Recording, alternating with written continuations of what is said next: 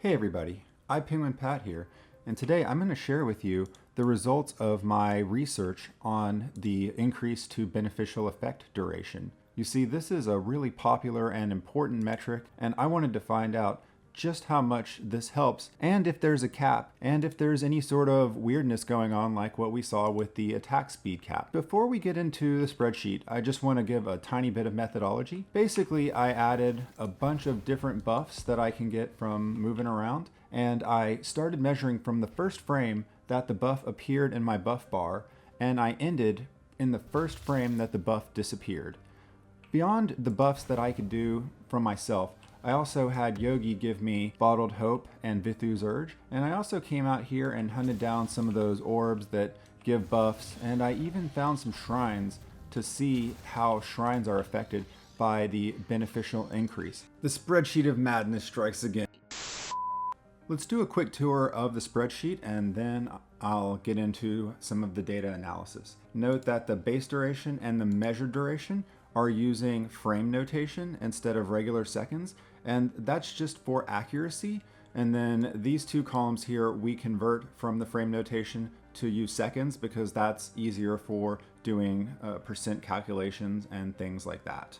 For a lot of these abilities, we knew the base duration amount. Like Bottled Hope was at 6 seconds. We knew that the shrines were either at 30 seconds or a minute. Ice Armor is 8 seconds.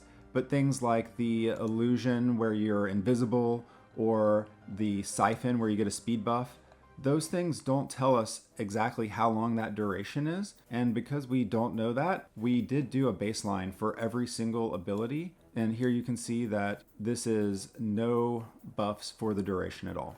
I also separated out the gear buffs from the Reforge buffs from the set, and then also from having a party member, just to kind of get a better idea of where things are going, and maybe to hopefully see if one of these has extra weight or affects things a little bit more than the others. Again, when we looked at the last video with attack speed, we saw that there were some weird interactions. This column here is going to be the sum of all of the duration buffs, and I marked a couple of very specific ones because they had some really interesting results. Also, these ones that are in red are with the PvP debuff, and I actually separated those out into a separate table for us to look at later. But if you see them here in this top spreadsheet, that's what's going on, and that is why they end up being near the bottom of the pool of things, or something like that. Yeah.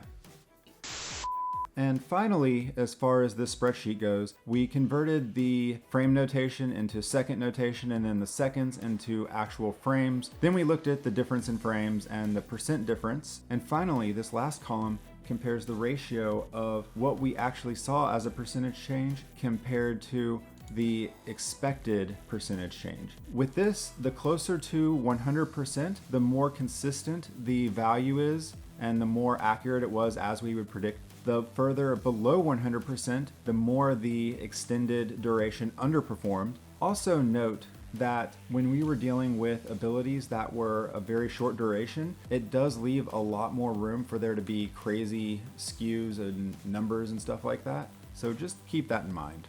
This last column is going to help us to find outliers the fastest. So that's where we're going to start, and then we can work our way towards other things. So as we're looking at this, a couple of things that jumped out were these ones here that were down far below 50%. And we see that those were from the PvP debuff, so we can safely move on past those. Then the rest of these all seem to be pretty much in line. They may be a hair less than what we were hoping for or expecting, but overall they seem to do quite well. It is also interesting to see that we did have this really big deep dip right here where we are seeing very close to 100%, and then all of a sudden things went haywire and we saw a very bad decrease in duration. And when we went and looked over, this was a situation where we exceeded the 50% duration increase, which is speculated to be the cap on what you can do. And if you look at the rest of the data, you see that the closer to exactly 50% that you get for the duration, the better the buff gets, right? So here going from 36% to 39 to 45 to 49.5. Each one of those actually pushed us further past 100%. So that means that they slightly overperformed based on what we would expect from these abilities. However, when we went over that magical 54, we just got slaughtered. Similar to the attack speed that we saw, by going over that artificial cap, it messes up the calculations. I guess it kind of breaks the system. They weren't expecting people to go over that amount or something. I don't really know. It's very clear that all of these situations where the sum is over 54, we see a massive decrease compared to the rest of the values. One thing that I didn't check, and I wish I had, was Isitar paired up with Vithus, because getting an extra 30% duration increase on this thing seems like it would leave you running basically forever at a high speed. It was so fast, terrifyingly fast. And here again, when we look at the Siphon speed buff, we see the same thing. This ability right here where we were above 50% is getting smacked, and everything else looks pretty good. Now this other one that is a little bit lower is in the PvP setting. Also, because this is not a listed base value, we may have used the wrong base value, which would explain why some of these numbers are below what is expected. But at the end of the day, we can see that getting up into this above 30% mark, getting up into like the 40 and 45, almost 50, we're getting the maximum benefit from this. And even when we started messing with the speed globes, we saw the same type of thing where the greater sum definitely did help. Now again, we did not play around and get Vithus. What we did record was that it was very consistent. I don't have all of the numbers listed here, but I got exactly 10 seconds and 43 frames, probably a half dozen times. The teleport armor also does not have a listed value, but again, we see this same one, anything over that 50% is getting absolutely wrecked, and everything right up to that 49.5 is getting all kinds of crazy love. It's never been so clear. Now, if you and your buddies all run Vithus, you might be a little bit concerned about the sinful 50, where going over 50% absolutely nerfs the duration like a mofo. The game already has an answer for us. You see, the measured duration, whether I had Vithus on or not, was exactly the same.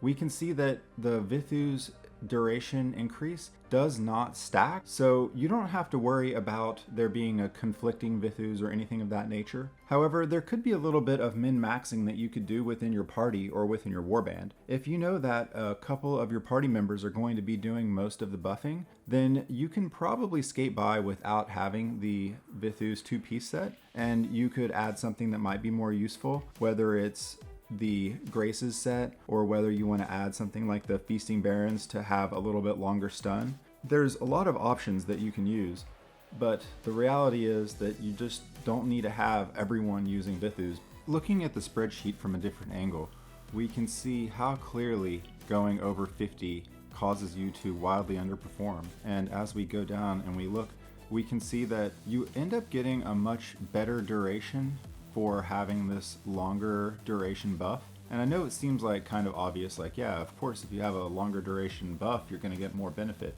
But it actually seems like the ratio is better as well. And what I mean by that is, generally speaking, you end up getting not just the expected amount, but in excess of the expected amount of increase. And that is primarily when you start getting up above that 30%, up into the 40 to 45% range. And a lot of that may have to do with the Vithus buff in general. It just seems like that duration increase does something different to work a little bit better. Ironically, with that said, it was of note that the Vithus Urge attack speed buff is notoriously short on how long it runs. If you go through and you look at all of the measurements for the Vithus Urge, it doesn't last as long as it's supposed to. Almost ever. Maybe once or twice here and there, but it's very rare. Bottled Hope also ends up coming up short compared to what you would expect in a lot of the different cases. I'm not sure why some of these buffs are so consistently less than what they're supposed to be, although it does seem like a lot of times the buff either exists or starts to happen before it shows up in the buff bar. I did notice that, for example, with the teleport armor, you could actually see the armor increase on the life bar before the buff appeared. And then also with Wrath and Zeal, it was really interesting because Zeal would come up consistently 5 to 6 frames before Wrath would go off. It's kind of weird since they're triggered off of the same thing. Finally, we're going to have a quick look at the PvP debuff. To be quite honest with you, I just kind of ran out of gas for collecting data. Obviously, after 130 points, it's just exhausting.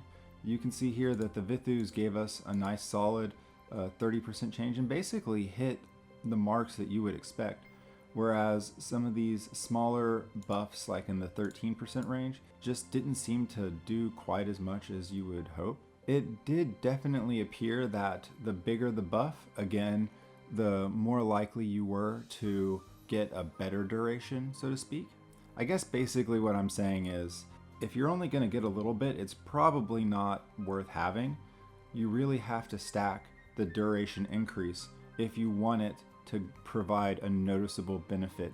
There are some seriously overpowered buffs in this game. Things like Vengeance and Wrath of the Berserker and Vithus Urges and even Bottled Hope all provide massive increases to the amount of DPS and burst DPS that players can do. So it is extremely useful to increase the duration of these abilities. Being able to add a full 1.5 seconds to your Vithus Urge can be the difference between downing a raid boss or everyone wiping because of some stupid mechanic or whatever, especially when you apply that across an entire raid. If there's nothing else that you get from all my ramblings in this video, please take away that you should stay under 50% duration. You can see in multiple cases where being over 50% not only did not give the expected amount, but actually reduced the duration below what you would get if you were to have a smaller buff. And this was consistent across multiple skills. It wasn't just one fluke situation. We see it over and over again. It's like insult to injury. Not only do you get less duration, but it also means that you are losing a different buff that you could be using instead. Party foul. Oh no, hey, oh dear God. Alright guys, that's about all I have as far as thoughts for buff duration. I'll be working on a formula later to figure out whether it's better to add buff duration or attack speed or other stats so that we can min-max our DPS. But for now, I think that you're safe if you just try to get to that 40 to 49 range with your buff duration, and you avoid, like the plague, going over 50. If you found this video to be helpful at all, please like, subscribe, and I will catch you in the next video.